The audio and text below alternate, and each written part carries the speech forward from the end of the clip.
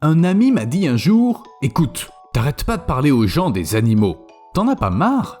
Et je lui ai répondu « Les manchots marchent accroupis. » Aujourd'hui, vous découvrirez comment les poissons gonflent après avoir bu de l'eau, pourquoi les oiseaux ont les dents les plus effrayantes du monde et ce que les scorpions et les armes elfiques ont en commun.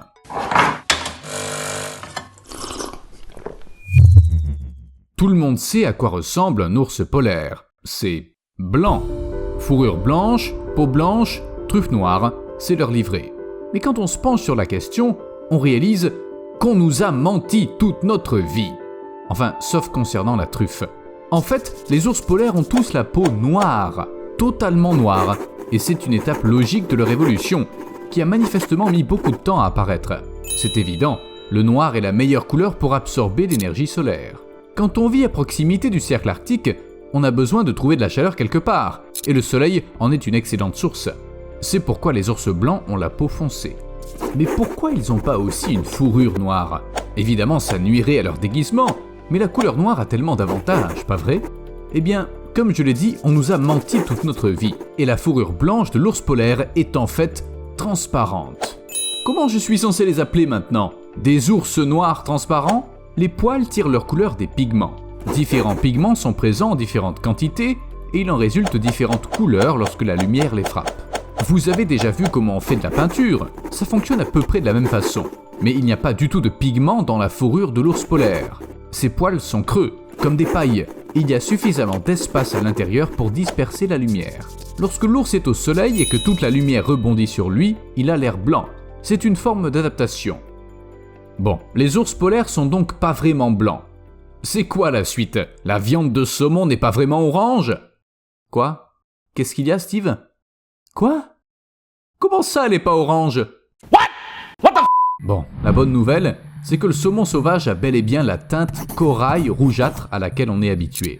Cette couleur est due au régime alimentaire des poissons, qui se compose de crevettes et de krill. Ils contiennent un composé rouge-orange appelé astaxanthine, le même qui rend les flamants roses d'ailleurs. Mais le saumon d'élevage ne mange que ce que les humains lui donnent, en général un mélange de petits poissons, de soja, de gluten de maïs, de graisse de poulet et de Dieu sait quoi encore. Certains éleveurs ajoutent des crustacés à ce mélange, mais d'autres utilisent simplement de l'astaxanthine sous forme de granulés. C'est ainsi que la chair du saumon d'élevage acquiert la même couleur que celle du saumon sauvage, alors qu'elle est en fait grisâtre. Autrement dit, on la colore, sans quoi personne ne l'achètera. Les gens qui pensent encore que les manchots sont de mignons petits gars joufflus qui marchent d'une drôle de façon n'ont aucune idée de ce dont ces oiseaux sont capables. Mais j'ai déjà parlé des rudes coutumes qui existent chez les manchots dans d'autres vidéos. Aujourd'hui, on va étudier leur bouche afin de voir leurs dents. Et alors ? Pensent peut-être certains d'entre vous. C'est une bouche, c'est censé avoir des dents. D'abord, les oiseaux n'ont pas de vraies dents. Et ensuite, s'ils en avaient, elles ne seraient certainement pas situées sur leur langue et leur palais. Quand on étudie le bec du manchot, on découvre une scène tirée d'un film d'horreur. Bien sûr, c'est pas de vraies dents, c'est-à-dire qu'elles ne ressemblent en rien aux dents que les autres animaux et nous possédons. Ces structures sur la langue et le palais sont en fait constituées de pointes de kératine molle appelées papilles. Elles semblent pointues et sont recourbées vers l'arrière de la bouche. D'ailleurs, les chameaux possèdent les mêmes. Elles aussi sont dures et effrayantes. Ces pointes fonctionnent un peu comme un hameçon, ou plutôt comme une bouche couverte d'hameçons. Quand un oiseau attrape sa proie, elle n'a qu'une seule issue, la gorge. En bref, c'est un outil qui rend la pêche plus efficace, et qui sert peut-être aussi à faire peur aux personnes sensibles. Enfin, ça c'est moins sûr. Mais oublions le bec des manchots et examinons ces animaux sous toute leur couture. Vous avez déjà réfléchi à leur anatomie ? Je veux dire, comment ils sont à l'intérieur ? Comment font ces oiseaux ridicules pour marcher ? Avec leur cou inexistant, leurs pattes courtes, leurs minuscules nageoires, leurs petits bouts de queue au lieu d'une queue normale. Mais quand on voit un squelette de manchot dans un musée, on se fait une toute autre idée. Les manchots ont des genoux. On s'en rend pas compte car les manchots n'utilisent pas leurs genoux pour marcher comme les humains. Ils s'en servent pour nager, glisser sur la glace et couver les œufs. Oui, les manchots maintiennent littéralement les œufs avec leurs genoux. En fait, si on regarde le squelette d'un manchot, on voit que ces oiseaux marchent comme s'ils étaient toujours accroupis. En fait, cette position est pas très pratique. De plus, elle est généralement inconfortable. Aucun manchot ne pourrait devenir un jour joueur de football. Mais les manchots ont quand même une véritable queue. Ils ont même des coudes, mais les os de leurs ailes étant soudés, les manchots ne peuvent bouger leurs nageoires qu'au niveau des épaules. De plus, si on appelle la zone qui sépare les épaules de la tête le cou, on constate que les manchots en ont un sacrément long. Nager dans l'eau froide a rendu le corps de ces oiseaux très particulier. Vous avez déjà vu des pétrels ? Non seulement ces oiseaux agressifs effectuent des migrations incroyablement longues d'un bout à l'autre de la planète, ont un bec effrayant et crachent de la bile puante sur leurs adversaires, mais ils peuvent aussi marcher sur l'eau. On peut l'observer lorsqu'ils se nourrissent, mais le meilleur moment c'est quand les pétrels courent sur l'océan avant de décoller. C'est très commun chez les pétrels géants ainsi que les pétrels bleus. Autant dire que la taille n'a pas vraiment d'importance. Pour décoller, ces oiseaux ont besoin d'une longue piste à la surface de l'océan. Oui, ils courent littéralement sur l'eau et ne s'élèvent qu'ensuite dans les airs. Bien sûr, c'est pas une tâche facile, si bien que les pétrels doivent parfois s'arrêter et se reposer s'ils ne parviennent pas à décoller dès la première tentative. Ça leur arrive même lorsqu'ils tentent de décoller non pas à partir de l'eau, mais d'un plan incliné. Imaginez cet oiseau énorme, fier et libre qui se met à courir quand soudain... Il faut parfois mettre fin à de vieux mythes pour effectuer certaines découvertes. D'autres découvertes ont lieu en testant des théories. D'autres encore sont le fait du hasard. Mais pourquoi diable quelqu'un irait vérifier si les cochons peuvent respirer par les fesses ? Spoiler, oui, ils peuvent, tout comme les souris et les rats. Les scientifiques ont découvert ça en injectant de l'oxygène dans des animaux par le derrière. Au nom de la science! Pourquoi mener de telles expériences, me demandez-vous ? L'équipe de chercheurs voulait trouver une alternative à la ventilation artificielle en médecine. Cette question est devenue sacrément pertinente ces derniers temps. Les scientifiques ont d'abord étudié les concombres de mer et des poissons d'eau douce appelés loches, car tous deux se servent de leurs intestins pour respirer. Mais c'était pas suffisant. Puis ils trouvèrent des mammifères respirant par l'anus. Je pense que YouTube n'appréciera pas si je vous décris toutes leurs recherches dans le détail.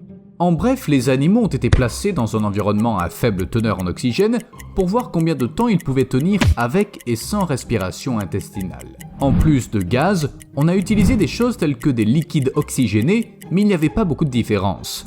Le fait est que les souris, les rats et les porcs peuvent respirer par l'anus. Et peut-être qu'un jour on en sera capable aussi. Vous allez désormais devoir vivre en sachant ça. Les chercheurs n'ont pas encore fait la même étude sur les entrailles humaines. Mais penchons-nous sur les wombats. Ils sont généralement assez mignons et tellement dodus, comme de gros hamsters bien gras. Je sais, les wombats sont des marsupiaux, mais c'est pas le sujet. Les excréments de wombats ont une forme cubique, et ce n'est qu'en 2018 qu'on a découvert pourquoi. Les scientifiques avaient peut-être des choses plus importantes à faire. Les wombats peuvent produire jusqu'à 100 cubes par nuit. Ils utilisent ces cubes entre autres pour marquer leur territoire, et leur forme permet aux excréments de ne pas rouler ici et là. Pour produire ces cubes, les intestins des wombats ont dû évoluer de sorte que leurs parois élastiques aident à les façonner.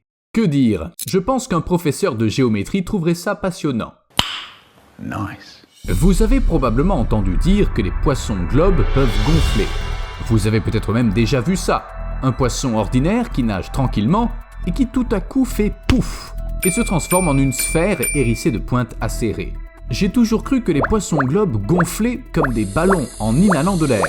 Il s'avère que ça n'a rien à voir avec le fait de retenir sa respiration. Les chercheurs ont découvert que le poisson globe respire normalement lorsqu'il est gonflé et qu'il peut aussi utiliser ses branchies. C'est son estomac incroyablement élastique qui gonfle lorsque le poisson globe le remplit d'eau en plusieurs grandes gorgées.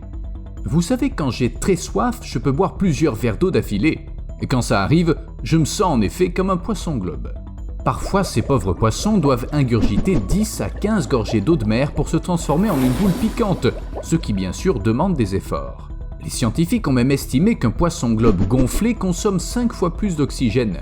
Il faut ensuite 5 heures et 35 minutes en moyenne avant que le poisson globe puisse retrouver son métabolisme habituel. C'est comme quand on court. Une fois qu'on arrête, il faut un peu de temps pour reprendre son souffle et récupérer.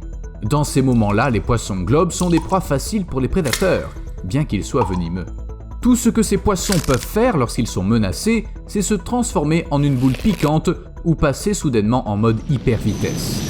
Rien de tout ça ne fonctionne quand l'animal est épuisé. Par rapport aux poissons globes, les scorpions semblent s'en sortir plutôt bien. Ils ont des pinces, un aiguillon venimeux, certains ont même un spray intégré. Ils ont une queue dont ils peuvent se débarrasser pour en faire pousser une nouvelle plus tard. Et les scorpions atteignent une vitesse d'environ 20 km/h, ce qui signifie qu'ils peuvent facilement échapper à l'ennemi ou s'enfuir. Et puis, ils brillent sous la lumière UV. C'est assez étrange et les scientifiques sont pas encore tout à fait certains de la raison pour laquelle les scorpions ont cette capacité. Douglas Gaffin, de l'université de l'Oklahoma, pense que les scorpions brillent pour convertir la faible lumière UV de la Lune et des étoiles en la couleur qu'ils voient le mieux, c'est-à-dire le bleu-vert. Attendez, ils brillent pour être capables de se voir eux-mêmes. Mais pourquoi ? Pour leur permettre de savoir s'ils sont visibles ou non. Oui, ils se regardent eux-mêmes, constatent qu'ils brillent et réalisent qu'ils sont exposés et qu'il est temps de se dissimuler dans l'ombre. Vous vous souvenez de Dar, l'épée que portait Frodon ? Sa lame brillait s'il y avait un danger à proximité, en l'occurrence des orques. Les scorpions fonctionnent presque de la même manière. Peut-on en tirer une conclusion ? Eh bien, si un jour vous avez besoin d'un scorpion, allez dans le désert la nuit avec une lampe UV. Pour être honnête, j'aime pas beaucoup ces créatures. Je préfère observer les oiseaux. Oh, là, un méliphage régent. On le trouve qu'en Australie, mais comme beaucoup d'espèces endémiques, il est mal en point. Enfin, l'espèce est menacée. Les régents sont connus pour leur chant d'accouplement compliqué et c'est l'un des problèmes de leur espèce. Lorsque la population de ces oiseaux a commencé à décliner, les ornithologues ont remarqué que la complexité des chants diminuait à tel point que les mâles régents ne faisaient plus le même bruit qu'avant. Ils se sont mis à imiter les chants d'autres espèces d'oiseaux parce qu'ils ne pouvaient tout simplement plus apprendre les leurs. C'est ainsi que les chants d'accouplement des méliphages régents sont devenus les plus rares du monde. Vous voulez écouter ? Eh bien oui, puisque les oiseaux eux-mêmes n'en sont plus capables, il faut bien que quelqu'un d'autre s'en charge.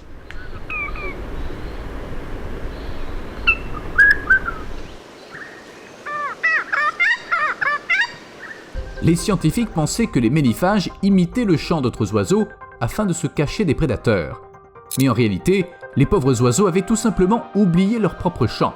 Habituellement, les jeunes oiseaux apprennent des adultes, mais de nos jours, il n'y a tout simplement plus personne de qui apprendre. Il ne reste que 350 à 400 individus. C'est comme si les souvenirs de l'espèce entière avaient été effacés. Hein ? Il s'est passé quoi ? Où suis-je ? Steve ? Ah, voici le script. Peut-être que les méliphages régents pourraient s'en sortir en employant le chant d'autres oiseaux. Après tout, ils peuvent aussi être très beaux. Le problème, c'est que les femelles veulent entendre des morceaux, disons, originaux, pas des reprises de chants de coucou. Tout ça réduit considérablement les chances des régents de trouver une partenaire. Mais il y a une bonne nouvelle. Des gens se sont mis à élever ces oiseaux rares en captivité, à leur apprendre les bons chants, puis à les relâcher en les suivant de près. Jusqu'à présent, ça se passe bien. À plus.